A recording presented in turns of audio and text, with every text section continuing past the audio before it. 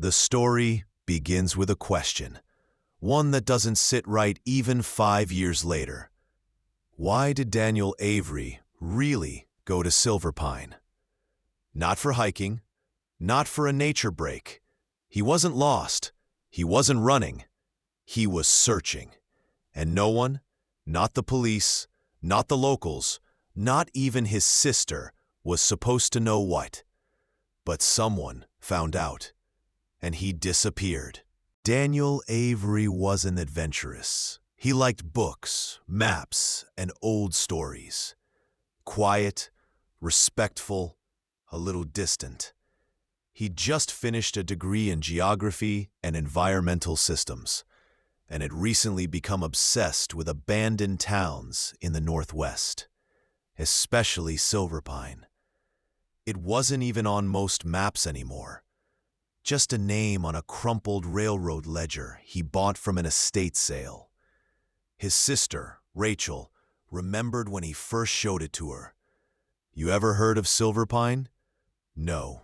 Sounds like a soap brand." "It's real. It used to be a mining settlement. Totally vanished from history." In March 2018, he booked a solo stay in a small cabin listed on an obscure rental site. No cell reception, no landline, no neighbors for miles. His plan, he said, was to spend 5 days hiking and writing. He packed light. 2 notebooks, a cheap camcorder, 1 burner phone, and told Rachel one thing before he left. "If I'm not back by Sunday, just wait another day. I might find—" She smiled, thinking he was being dramatic. The cabin owner, Nancy Griggs, was a retired teacher in her 60s. She met Daniel when he arrived. Said he was polite, quiet, observant. He stayed 3 nights. The 4th morning, Nancy drove up to bring fresh firewood. The car was parked, but the cabin was locked from the inside. Curtains drawn, no sound, no answer. She waited an hour, then left. The next morning, still nothing. That's when she called the sheriff. Inside, the cabin was neat. Bed made. Bag still there. Toothbrush in the cup. Water bottle half full. But Daniel was gone. The back door was slightly ajar. No signs of struggle. No tracks. No note. No phone. The only unusual item? A napkin on the kitchen table with 4 names written on it. Emily Coates, Tyler Renshaw, Mark T., blurred ink. C. Cave Trail Logs, March 2003. None of it made sense to investigators. They assumed Daniel had wandered into the woods, gotten lost. Maybe a search with dogs and drones. The official report said, "Presumed deceased, body unrecovered." Rachel didn't believe it. She knew her brother. He wasn't reckless. He didn't make mistakes in nature. If he went missing, it was because someone didn't want him found. In 2022, 4 years after he vanished, Rachel started requesting old police records, FOIA documents, town census data, even logging permits. And she found something. The name, Emily Coates, one of the 4 on the napkin, was a 17-year-old from a nearby town. Last seen hiking Mason Ridge Trail in 1997. Reported missing. Never found. Case closed due to lack of leads. Rachel dug deeper. Tyler Renshaw was a 19-year-old hunter. Disappeared in 2003 while tracking elk in the same region. His case report was nearly identical. She began noticing a pattern. Every 7 years, someone disappeared. Always on or near Mason Ridge. Always between March 15th and 25th. In late 2022, a hunter named Jeff Morris, 48, was hiking a ridge 4 miles north of Silverpine when he found a plastic-sealed notebook wedged into a hollow tree. He didn't think much of it at first, just scribbles, but he recognized the name written inside. Daniel Avery. Jeff brought it home, showed his wife. She convinced him to post about it on a hunting forum. Rachel saw the post within 48 hours. The two connected.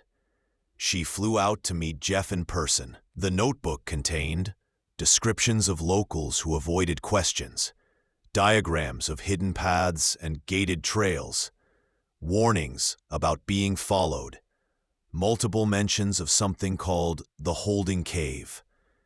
Daniel's last entry read, "I found the trail, not on any public map. Old markers scratched off trees. I think this is where they took her. I'm leaving the recorder at the post fork.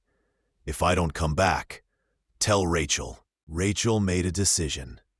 She was going to Silverpine. Not for closure, but for answers. She booked the same cabin Daniel stayed in. Nancy was still alive, still renting it. When Rachel asked about Daniel, Nancy's tone changed. "I thought that case was over. I just want to understand what he was looking for." "Then you're not going to like what you find." Nancy refused to say more. That night, Rachel found the exact tree from Jeff's photos, and buried under a flat stone at the fork in the trail, a weather-sealed plastic pouch. Inside was a mini cassette recorder and a folded hand-drawn map. Daniel's voice crackled through the tape. Rachel sat in the quiet cabin, headphones on, the recorder pressed to her ear. Daniel's voice, nervous, out of breath, spoke in hurried fragments. March 20th, 4:18 p.m. Found another old post, tree marker, faded red. This wasn't made by the Forest Service. Locals pretend not to know about it, but they do. One man at the diner kept watching me, followed me halfway to the trail yesterday. There was a pause. The tape hissed quietly. March 21st, 9:06 a.m. Made it to the third marker. It's real. There's an old stone structure tucked behind a ridge. Not a mine, more like an entrance to something covered up. A hatch, welded shut. No markings, but there's a padlock hook embedded in concrete. Why seal something this deep in the woods? The final recording was shorter. March 21st, 11:58 p.m. I hear something. Not animals. Voices? I'm burying the tape at the fork. If I don't come back tomorrow, tell Rachel I was right. Rachel sat still for a long time. And she knew what she had to do next. She was going to follow his map to every marked point. The hand-drawn map Daniel left had 5 X marks, drawn across a section of wilderness west of Silverpine. No GPS coordinates, no street names, just lines, shapes, and symbols based on land features. Old-school terrain sketching, exactly the kind of thing Daniel was good at. Rachel started at the trail fork where the tape had been found. From there, she followed an uphill ridge using tree shapes and sun position. 3 hours in, she reached the first X. It was a wide clearing, sunlit, quiet, with fallen branches and yellow moss everywhere. At first, it looked like nothing. But then she noticed, half buried in the ground was a piece of rusted metal. She dug around it. It was a door hinge. Concrete edges under layers of moss and dirt. Flat, rectangular, like a sealed basement hatch, almost completely reclaimed by the forest. She marked the spot on her phone, GPS, even though inside her bag, she kept Daniel's map, a camera, a thermal blanket, and a copy of his notebook pages. She looked around once more. No sound, not even birds, just wind. She turned back. The second X was the one that scared her, because on Daniel's notes, scribbled beside it, were 3 words.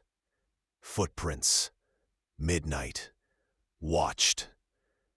Rachel waited 2 days before going again.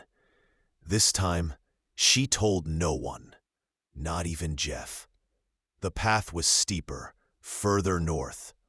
At the marked point, she found the remains of a trail camera, melted by fire or lightning. Nearby, a campsite, old, collapsed tent, moldy sleeping bag. But inside the tent's lining, hidden in the flap, she found something wrapped in duct tape, a GoPro SD card. She brought it back to town, bought a cheap reader, and plugged it into her laptop. The footage was dark, shaky, from a hiker's chest harness. And in the final clip, the hiker is whispering, "I keep hearing them. At night. The generator. Lines. But I swear someone's running power." The clip ends with a flashlight turning, and 2 distant lights in the trees, low to the ground, vanishing as the camera turns. The file's metadata said it was from March 19th, 2011, exactly 7 years before Daniel vanished. The next morning, Rachel stopped at a general store near Silverpine's old lumberyard. The owner was a quiet man in his 60s named Bill Kraus. She asked casually, "Did you live here back in 2003? "I've been here since '88. You ever hear about a girl named Emily Coates?" He froze, just for a second, then calmly said, "Don't know the name." Rachel showed him a printed photo she had, a high school yearbook photo of Emily, smiling. Bill stared for a second, then said, "That girl never hiked anything. You've got the wrong story," and walked off. But as Rachel was checking out, he passed her a folded napkin, written on it, "They're watching the trail again. Don't trust the sheriff." That night, Rachel looked at the map again. The third X, the furthest from the trail system, lined up with a dense section of forest on old satellite imagery from 1996. In the satellite image, a small roof-like shadow. But on modern maps, nothing. It took her 6 hours to reach it. And when she found it, she knew. A small sunken hunting cabin, half rotten, covered in needles and vines. Its door was bolted shut with a rusted chain. Rachel circled it, carefully. There were no windows, no trail marks, only a hand-carved symbol on the side panel, a crude circle with a vertical slash. Inside, using her multi-tool, she cracked open a rear wall panel. There was a crawl space. She lowered her phone camera inside, recording blindly. Later, reviewing the footage, she saw it. A metal panel, bolted to the cabin floor, and an engraving. Property G24, secured storage. No records in Silverpine mention G24. No building permits, no federal reference. Weeks later, would connect it to a defunct government project called GeoVault 24, a military-linked storage system abandoned in the 70s. Rachel returned to the trail 2 days later, 4th mark. It was the furthest into the wilderness. No trail, no landmarks, just a bearing. It took nearly 7 hours of bushwhacking. At 6:40 p.m., her phone GPS pinged the estimated spot. Nothing around. Until she stepped into a patch of ground that sank slightly. Soft. Hollow. She dropped to her knees and cleared dirt with her gloves. And then a crack in the earth appeared, like a collapsed root cellar or sealed shaft. Digging by hand, she exposed concrete and a rusted circular grate.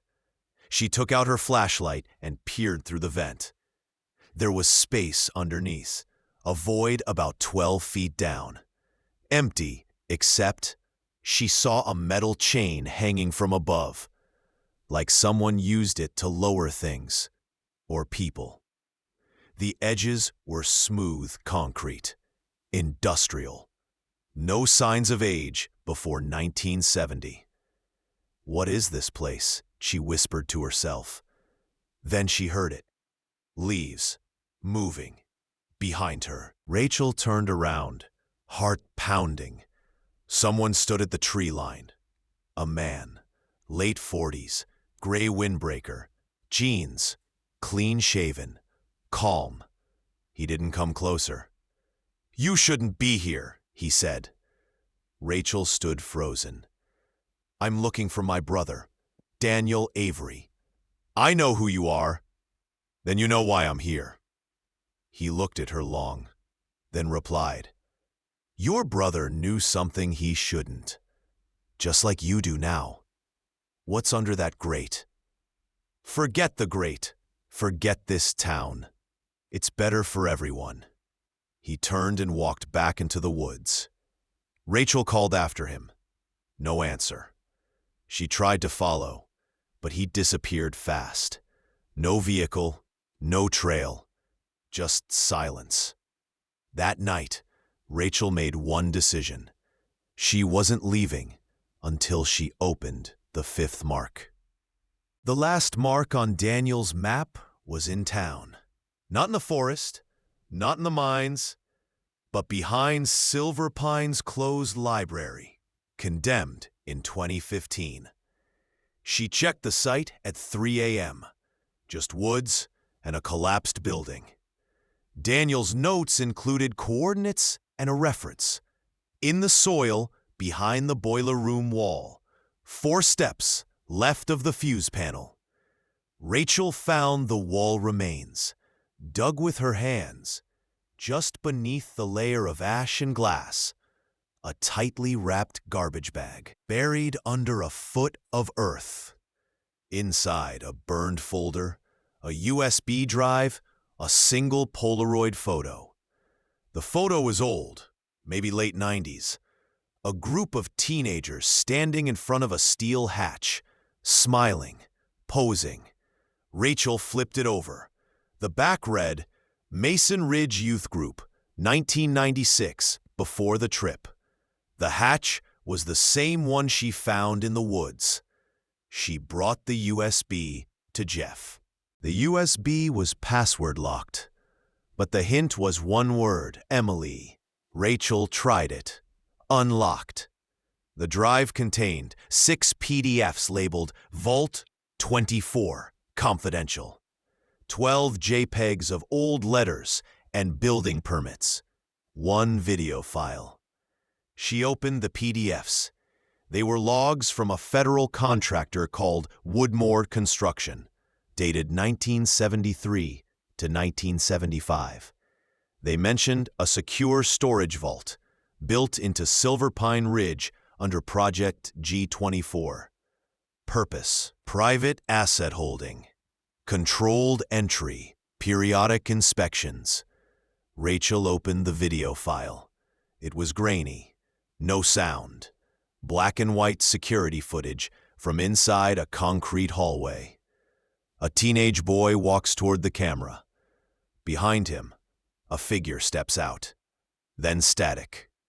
Rachel froze.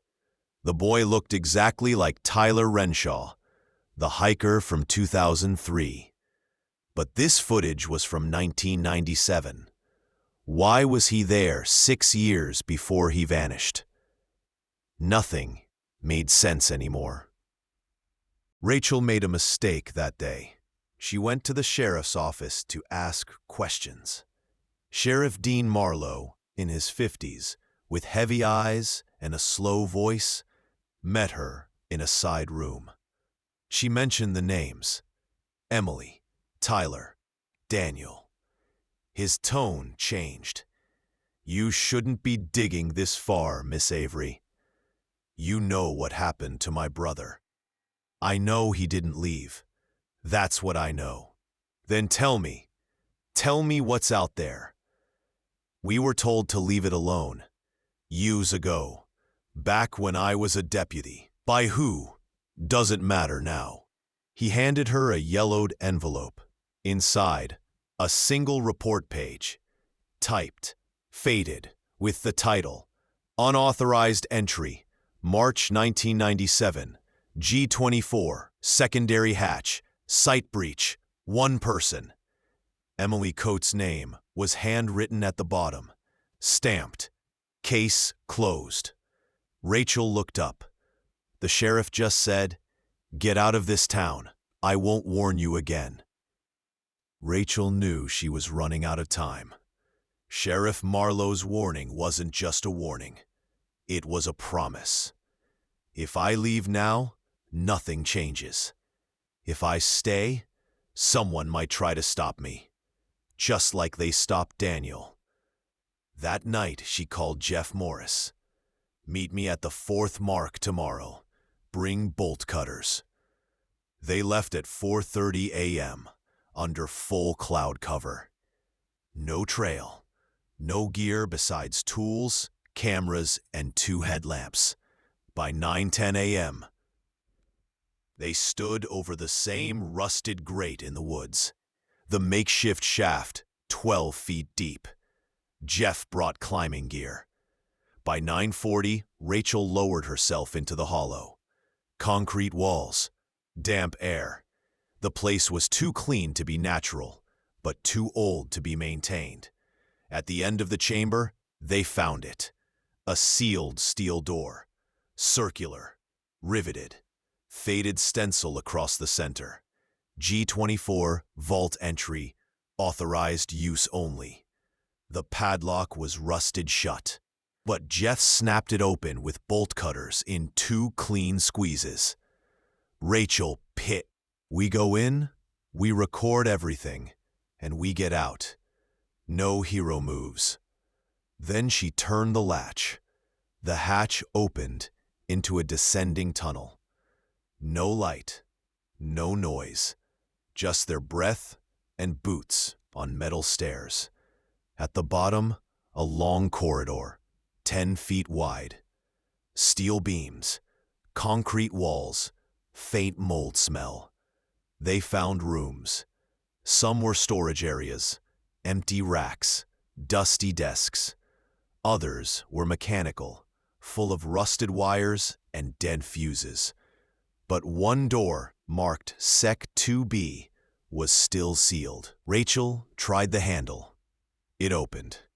Inside was a windowless chamber, about the size of a small bedroom.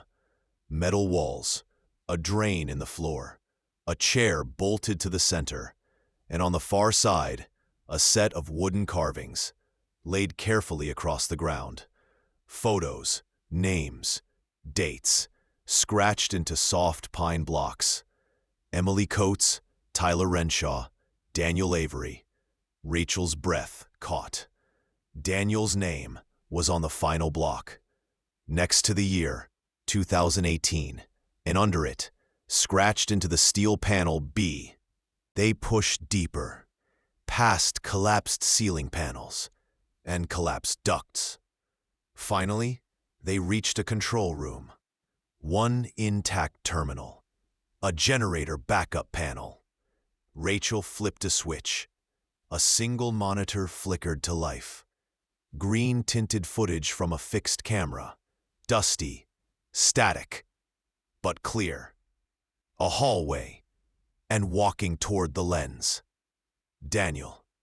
Hair longer, thinner, eyes alert. He moved calmly, cautiously, looked directly at the camera. He holds up a hand. 5 fingers. Then 4. Then 3. Then he disappears into the shadows.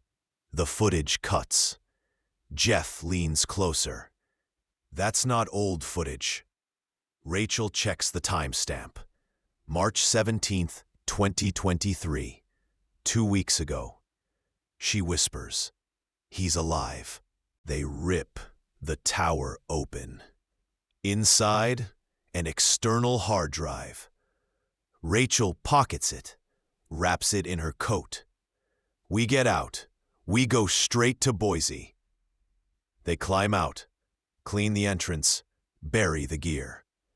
But as they walk back to the car, something's wrong. Their tires slashed. No cell service. Nearest paved road is 8 miles. They start walking. 2 hours later, a green pickup slows beside them.